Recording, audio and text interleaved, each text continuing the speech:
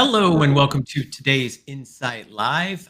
My name is Jason Rader. I'll be your host for this episode, focusing today on the art of M&A, strategies for a smooth transition. And with me today, my fellow thespians, Juan Orlandini, Chief Technology Officer, and Stephen Moss, our SVP and GM of Solutions here at Insight. Welcome, gentlemen. Well, welcome, Jason. Good morning, So- Jason. Good to see you. For you regulars out there, we're going to try something a little different today. And we're fully prepared to go all in and see where this goes. But in today, from an M&A perspective, we do a lot of this type of stuff with our clients. We want to kind of show you a little bit about how this works. So Mr. Moss has volunteered to be our client from Acme Spinoff Co. He's going to be the VP of technology for this organization that is going through M&A activity. And Mr. Orlandini and myself will be consultant 1 and consultant 2, respectively, from consultantco.com. And we'll go through a couple of acts. The initial couple of, I'll make a transition of going to from act 1 to act 2, and then we'll see how this goes. But I think it's one of those things where I think a lot of people would love to see as a fly on the wall what goes down. So for you folks out there, be prepared to see how this works. Any last words, Juan, Stephen? None here. I think we're good. Let's give this a shot. And we apologize in advance. We are not professional actors. Well, they're not. We're not. But we'll give it a shot. All right. Opening scene. Mr. Moss. Jason, nice to see you and Juan. So, man, I appreciate you guys making the call today. I know we've known each other for a while, but I feel like I got a pretty serious need here. You probably saw the news, or maybe, the rep told you the other day. I think Sue probably got a hold of me and let you know, Acme's being spun off. And so, as the VP of IT, I knew some of this stuff was going on. A lot was going on around the business, but we've actually, made the decision we're going to be spinning out of our parent company. So, we got a lot going on. So, you take the normal work that we're already doing. Now you add this to it, man. I almost don't know where to start, but let's start here. When you start thinking about it, I need some help, and I need to get a plan together pretty quickly. They even threw this thing at me the other day. I'd kind of heard it in the negotiations. I was brought in last minute, called a TSA. I'm like, and they're like, you got 90 days, maybe it could be 180 days. You guys have done this before. Give me a little bit of a landscape. What should I be thinking about right now in the first, let's call it the next 10 to 15 days there. So, Juan, you and I have known each other for a while. Where do I go, man? I'm taking notes while you're talking. Well, it's good to see you, Stephen, and thanks for inviting us to this conversation. And you're right. We've done this a number of times, and there's some common patterns that we end up finding as regular recurring themes and engagements like this. One of them is that we typically find companies that are divesting themselves from a parent organization have IT services that are interwoven with the parent company. And what you have to figure out is, how do you start unweaving that tangled mess? And the first step is just really to understand, what do you have? What are you using? What do you think you have? And this doesn't have to be a big, heavy lift. Just getting a basic understanding of how all these things are woven in there, so you can just get a lay of the land on the level of effort associated with going through this exciting time that you're about to go through.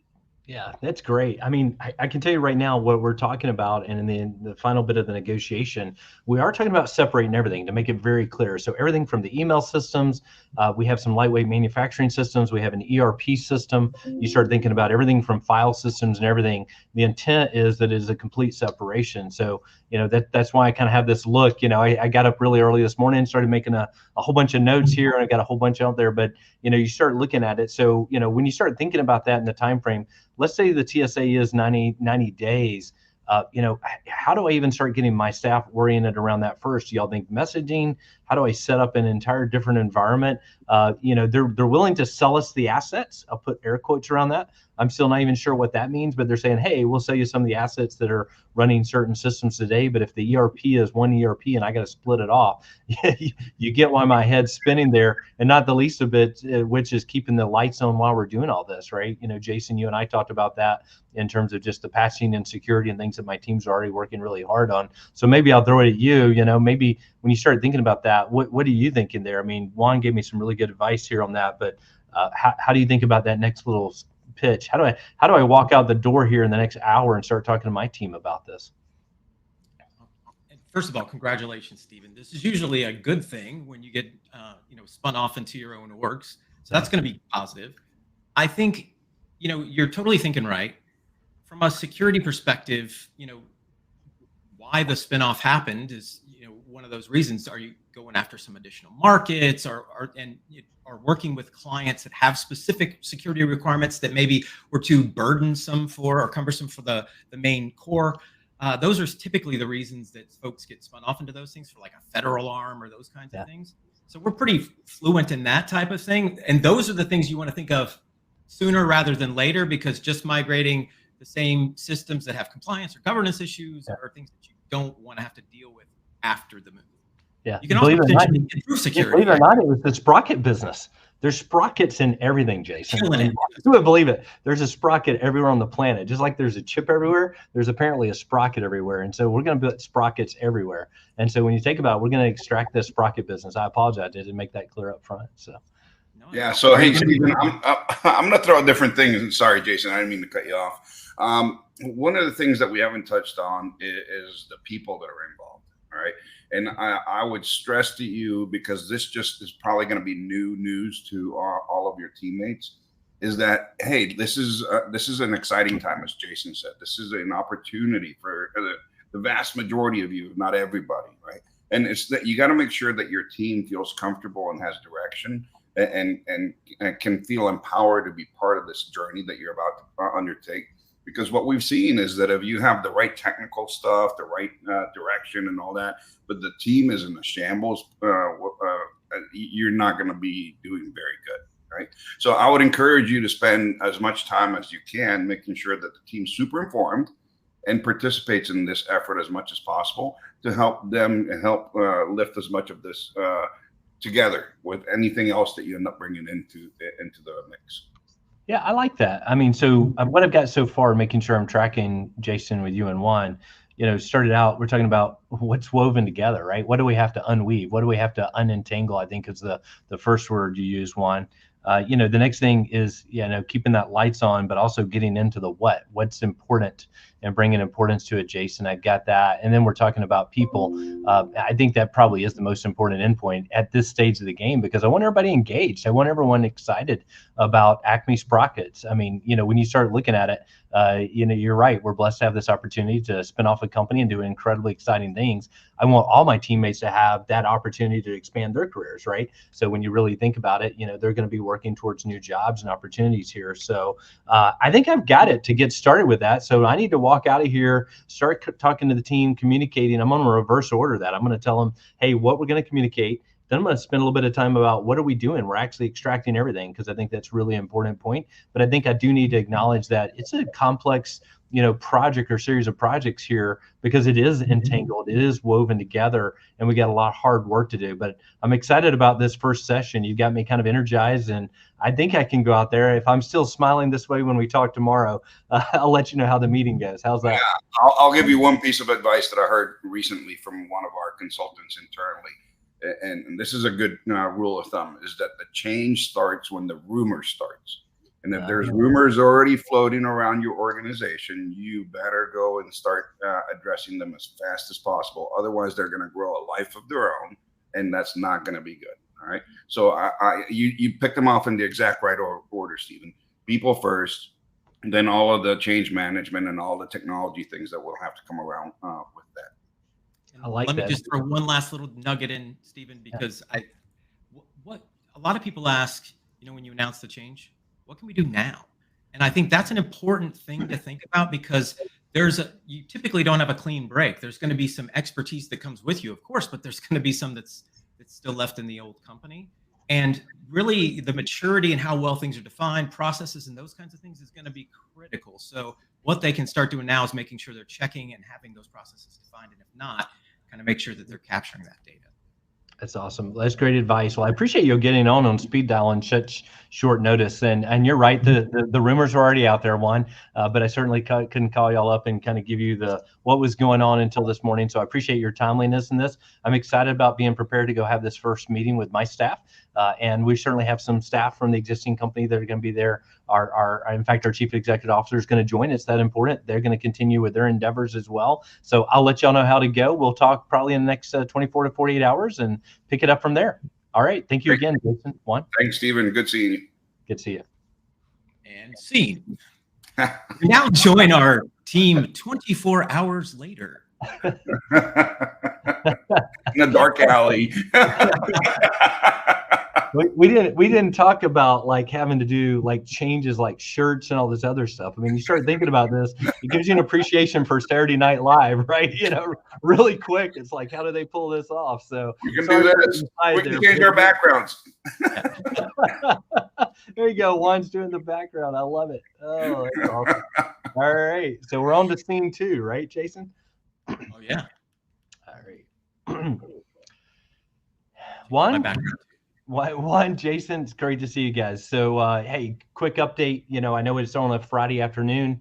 We talked on Wednesday, spent a good bit of time, kind of going through the couple of areas, talking about the people first, communicating with them, making sure that we talked about what was really occurring in the technology realm as well as the business, because again, a lot of these are technologists that work for us and the team. And then most important, acknowledging how unentangling all this is going to be. It's a pretty big project. There's a lot to go with it. And I think I got great acknowledgement from the team. I think the neat thing was how excited everyone was to see the new opportunity. So I think that new opportunity, you left me with the thought about change starts when the rumor starts. The rumors had already started, but everybody felt really good, Juan, when we walked in the room. And myself and the CEO could really talk about everything that had happened, what would occur next, and we set some good expectations. But guys, let's be clear. We got to get down to brass tacks because we literally walked out the room. I didn't get into the hallway, and the CEO, which is no longer going to be my CEO, looked at me and said, "So, are you going to comply with all those TSA terms, and we're going to be done in 90 to 180 days? The way we're going to finalize that agreement right now." And so, man, I tell you what, it got real. The moment we walked out of the room. But I've spent a little bit of time with the team.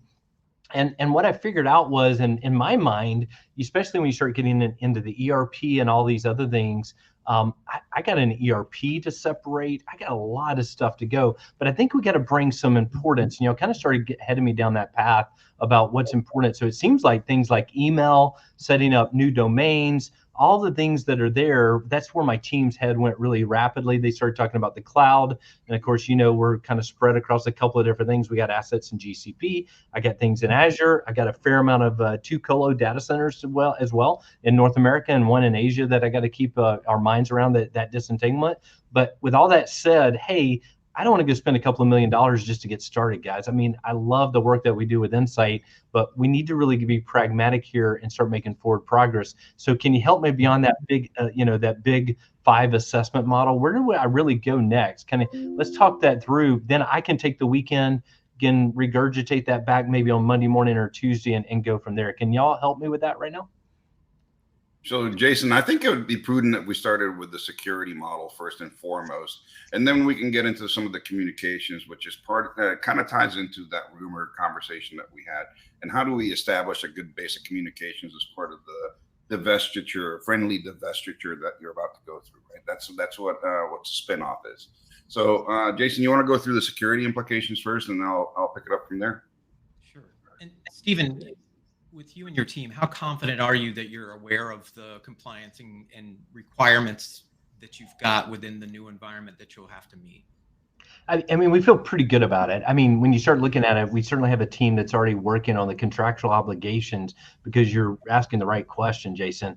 There's going to be clients that go with this acquisition, right? It's not like we're spinning off Acme Sprockets and we don't have client contracts and work, but we have a work stream that's now spun up in the business that's identified which customers that only participate in this particular business unit is the first priority, the others that'll be spread over time, what those contractual obligations.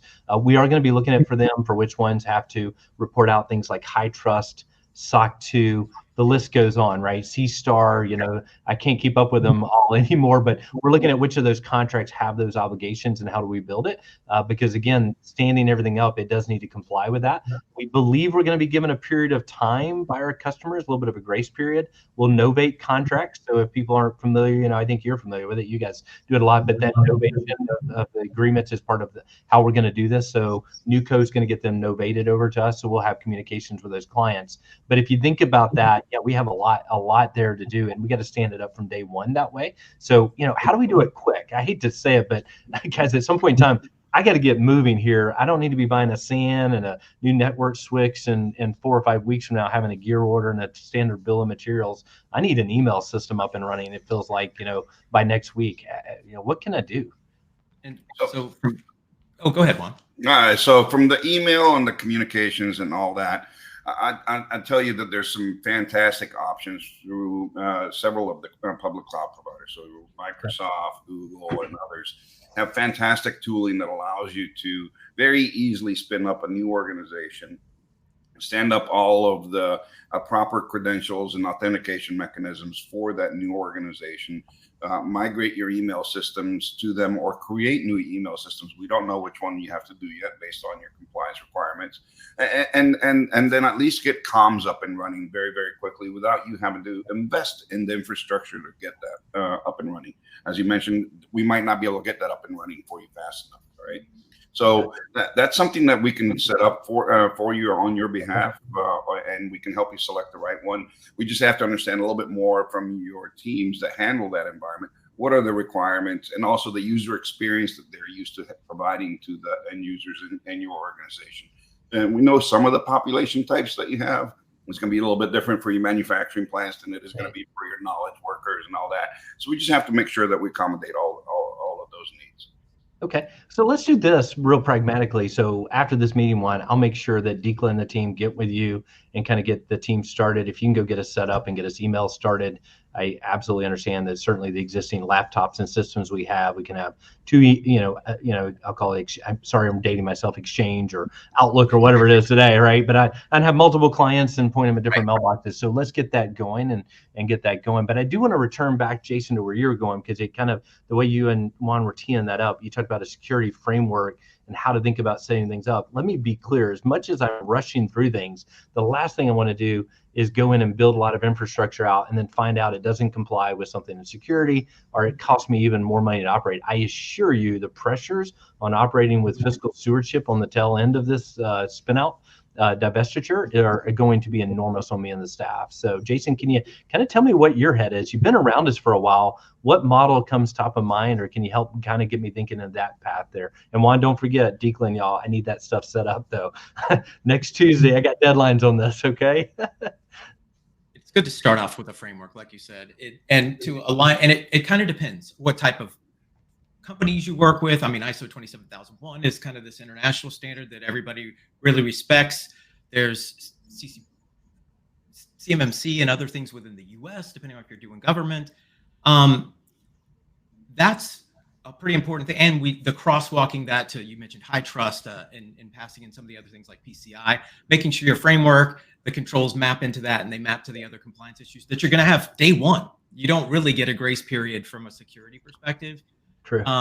And I like your idea of having having whatever their email client is and being connected to the old mailbox and leverage the new mailbox. That's a smart one. Making sure that, that's okay from a compliance perspective is another thing to think about. Also, we've been able to migrate thousands of people overnight by leveraging like a VDI or a cloud PC paradigm with that. So, that's something to think about. And we can also manage that on the back end for you. So it's one of those things, I don't know if you have kind of that capability that's coming with you, but that's definitely a thought. And we've been able to use that from an M&A perspective and from a DR perspective to leverage those kinds of things to be able to get people up really quick. Yeah, I think where I'm leaning on that is I really like where you're going. The one you didn't mention was NIST. I know a lot of our contracts specifically call out NIST. So what if we chose just NIST, because I see so many contracts with that and work in, can I take the right assumption to say that a lot of these overlap each other? NIST has components that are probably in 27001 and CMMC and things like that, Jason, and work with your team to kind of tweak that in. Is that okay to start picking up a work stream and doing that?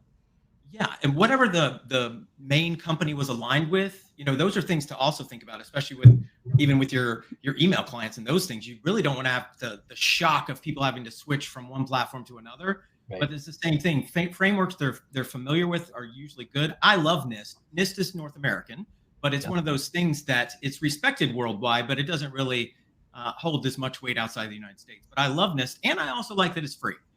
So that's one of those things that is helpful when you're a new organization trying to come up. And remember, Insight even is doing this, switching from something that's more North American centric to something that's more global. Those things can happen on your roadmap. It can be something that you're thinking about as you go into new lines of business and other things. I think you got to close a scene like this on the word free. It happens so rarely in technology. The framework is free. Complying with it is. No, I'm sorry. Sorry to break character on that one, but you got me tickled on that one because it is so rare, right? So that's a good point out in that. And I think so many clients tends to have, if it's North American spin out or divestiture, NIST seems to be one of the models that I see quite frequently as well. So I apologize for breaking the scene on there, Jason, but I'll let you pick that one up. You need to get one of those clacker things. I think they're called clackers. I totally thought too late about that, but that would have been great. Yeah, but it's still on take one. Let's be clear, it's still on take one. So that's true. We don't need the clap. So in Act 3, where do we find you, Stephen? Hey, it's been a couple of days or weeks. How have things been going? Guys, I can't imagine but 3 weeks ago that we'd made as much progress as we have. I mean, you start looking over, I was making a list kind of coming into the call about what we've got accomplished together as a team. And so first of all, I do want to say thank you. It's hard in these situations. There's always so much going on. I probably didn't do that in the first couple of calls that we had. So I do want to thank you, on behalf of my team and the management team on where we are. I know it's only 3 or 4 weeks. Maybe we're right at 4 weeks since we got going. But I mean, Juan, you, Declan, the team knocked out the email system. I mean, we're up and running. We have email and NewCo. The work stream from legal has now kind of told us that and kind of indicated, Jason, that bottom line is NIST will work for so many of our clients today that we are going to go down that path right now. Again, as just a quick reminder, our manufacturing is in APAC and some other things. But again, our contracts with clients are in the North America. And so that's why you'll see some differences between those two.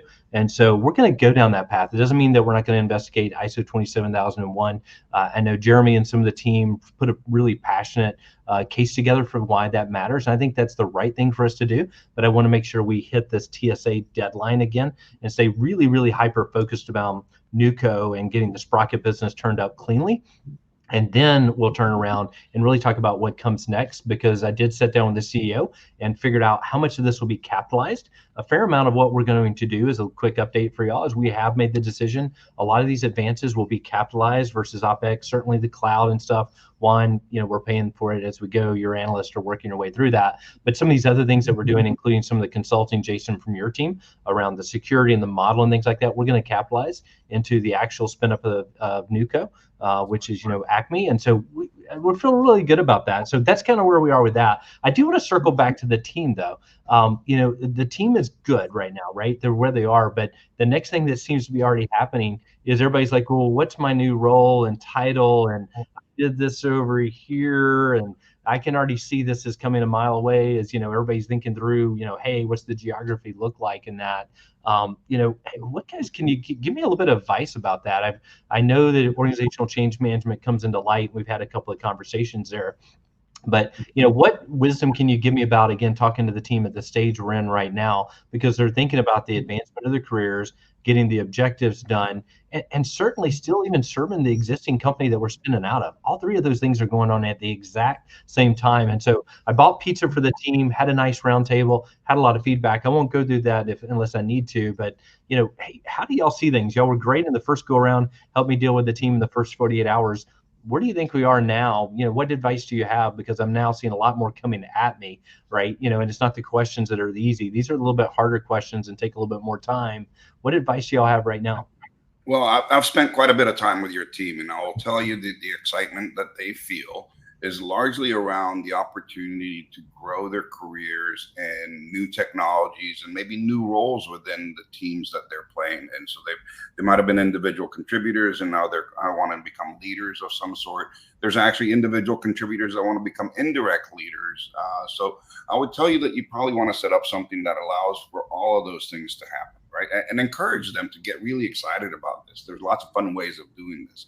So some of your workloads that we've been looking at need to be migrated from one location to another. So that you have your 2 data centers, we need to move them up to the public cloud, and that's a skilling of its own, right? And there's security and consumption and all of the different nuances from the locations that they're going to land. That's amazing. That's great technology, nerdy stuff that your technologists are going to want to do.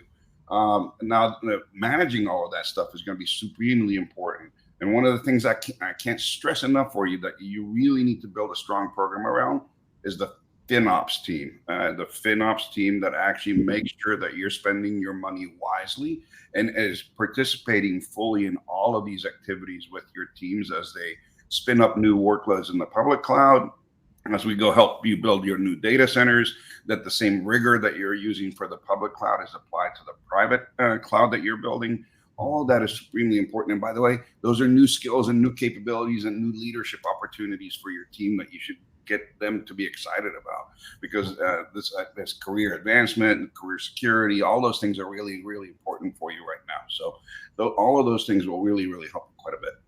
That's great. I like that. A crazy pragmatic one. Well, go ahead, Jason. So, I think along the same lines as what Juan was saying. I mean, I think you've got, you didn't take your entire SOC team from your previous org. You've got to deal with that, and you probably got the leanest team that you can get and still be functional going on right now. But that doesn't give you a 24/7 coverage and some of the other things that you are going to require, especially if clients are demanding that.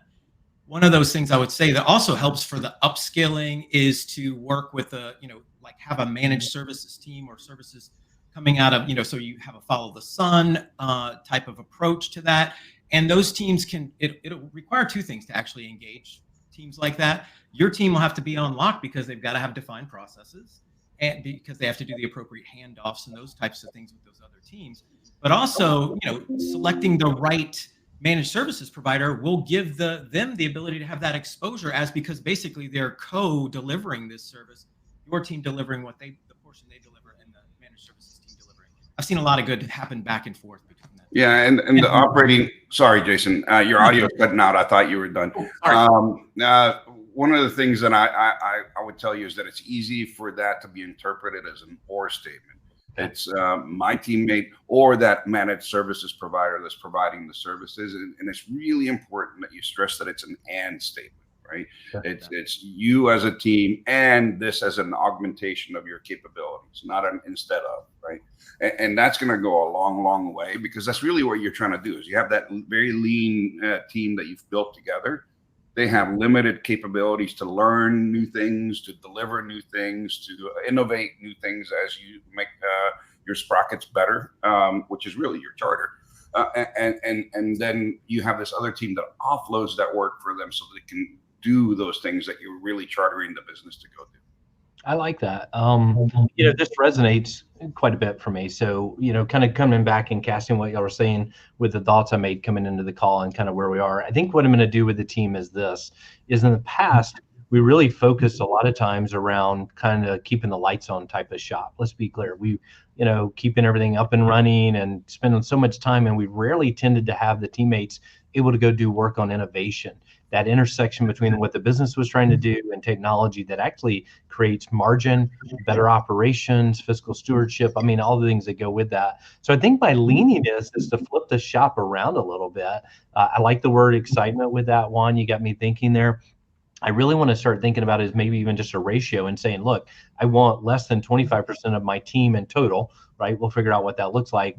Actually worried about the day-to-day operations. I would rather use managed services, to keep that going. The cloud environments, managing that, patching things. The SOC team, you're right, Jason, we still got some final decisions on tuning to do there. You're right, because that's shared with the former parent.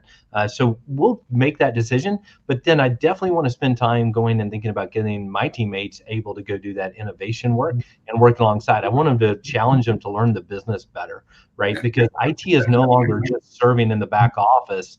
We're part of the business. I think our CEO, our new CEO, has been hired, and she has made that pristinely clear that the reality is we're here to serve a market as much as we are to serve our new shareholders that own us. And so we're really excited about that. So I feel good about that. I'm going to go deliver that, but I want to leave y'all with some other things to be thinking about, because the other things I've heard, and I know my teams never did this in the past with you, but I also think about this. I'm asking the team about e-commerce, something that we've almost still never really done. We don't have really strong marketplaces in that. I made a list about things around where our data lives. We're now busting that out. We have Active Directory set up. We have these, what I call the normal file shares and data like that. That's not the data I really want to aim at now. I want to start unlocking telemetry data that's coming out of manufacturing, out of the ERP. That decision's been made. We're going to run out of time to talk about that today, but I think we made those decisions. But I want to talk about how to do those things together. And the last thing, and I don't want to forget about it, I think AI could help us here. So I do want, to be thinking about that. I want to do it in a secure way. I want to put nice guardrails around this. I don't want people out there just doing whatever, right? In some chat forum and exposing our clients' data, much less our data out there. But if you don't mind, make sure we take that and go work on that. And let's get some work streams spun up on that. But I want to come back to one other, believe it or not, it's very pragmatic and crazy. It is the other night in a meeting. We haven't even started buying new laptops and systems and stuff. We've been so excited about what we're doing in the cloud, and we're able to do that. We're pulling out some assets like storage,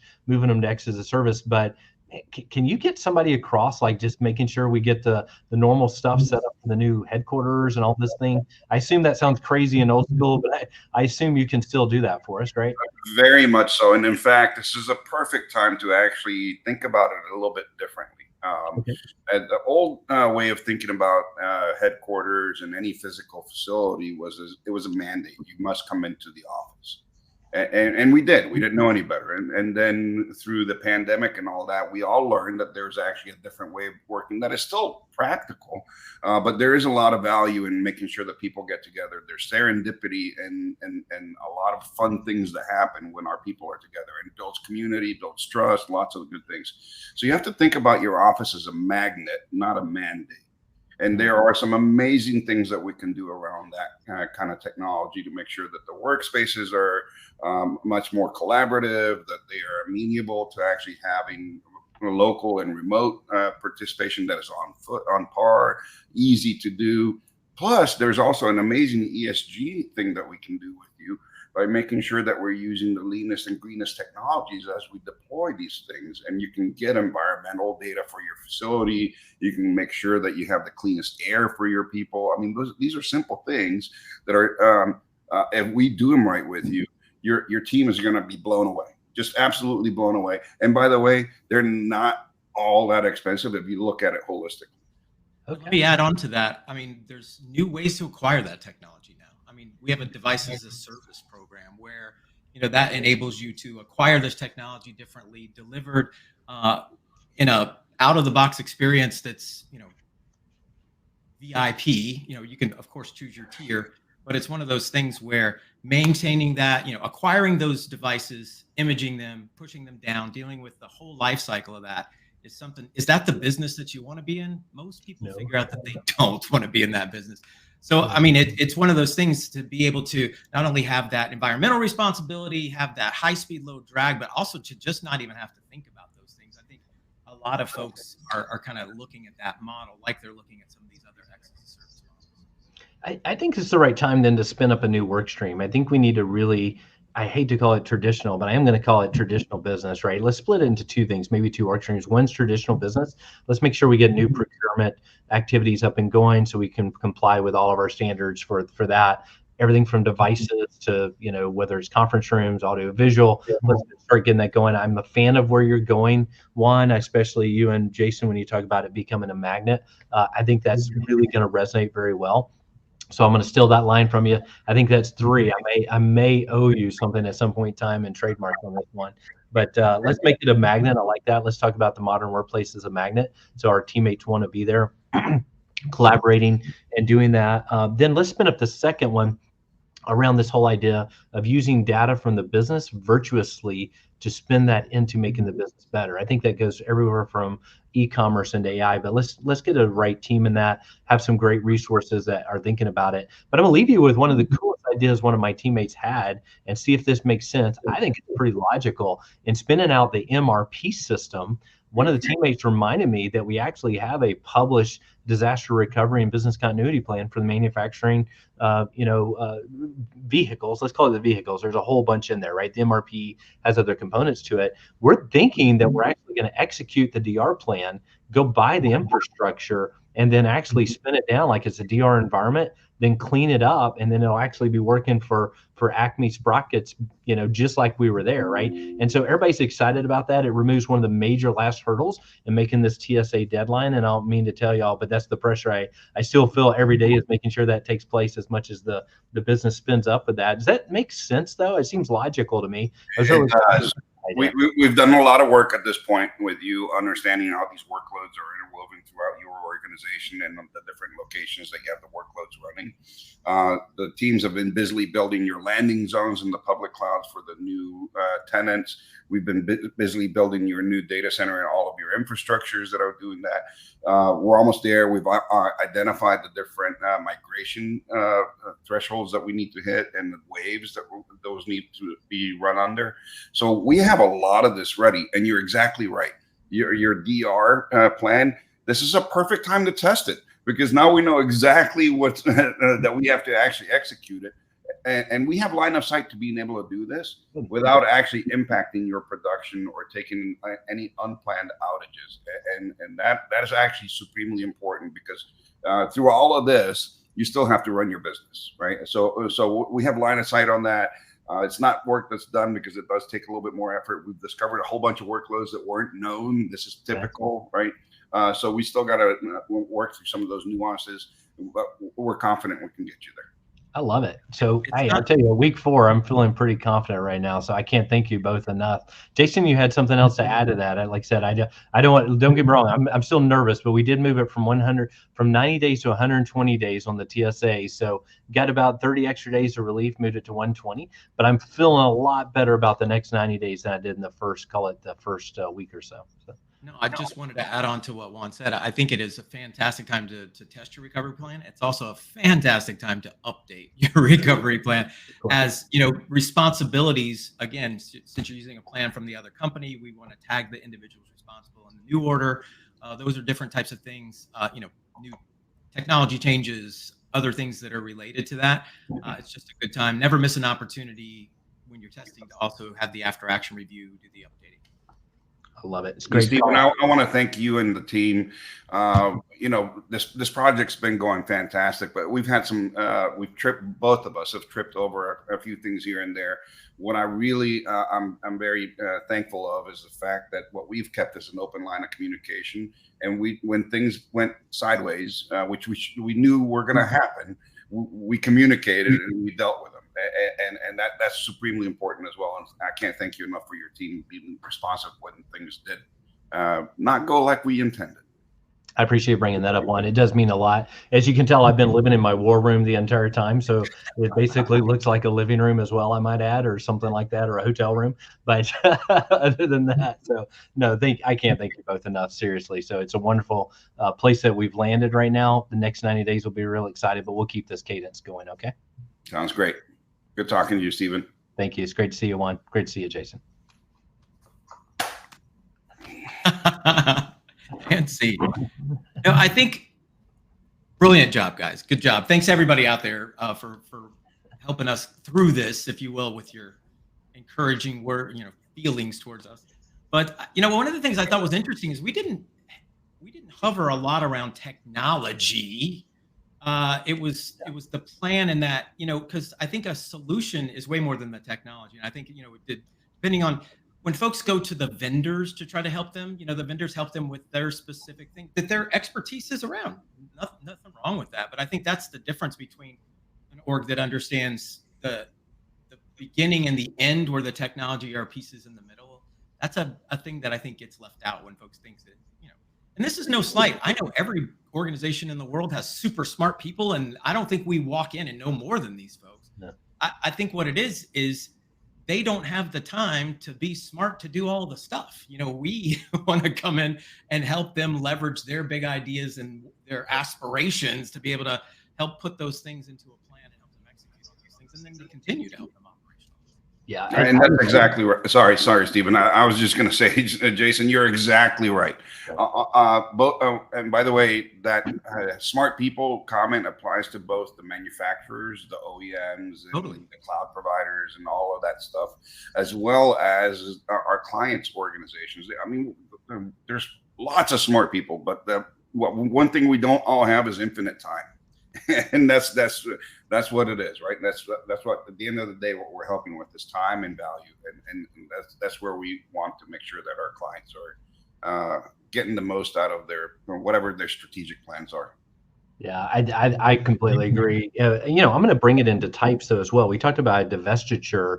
There are many different types. So I know one of the last times that I was really closely and I'd literally say almost intimately involved was a situation where we took two fast serve restaurant. I'll leave the names out. We married them, and no joke, we literally divorced them within 5 years. And it was an incredible amount of work. But when I thought about those last night, I was flying to where I'm at now. I was thinking about that.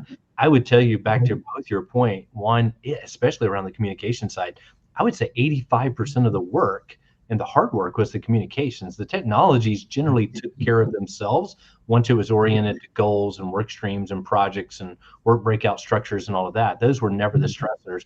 It was the expectation setting.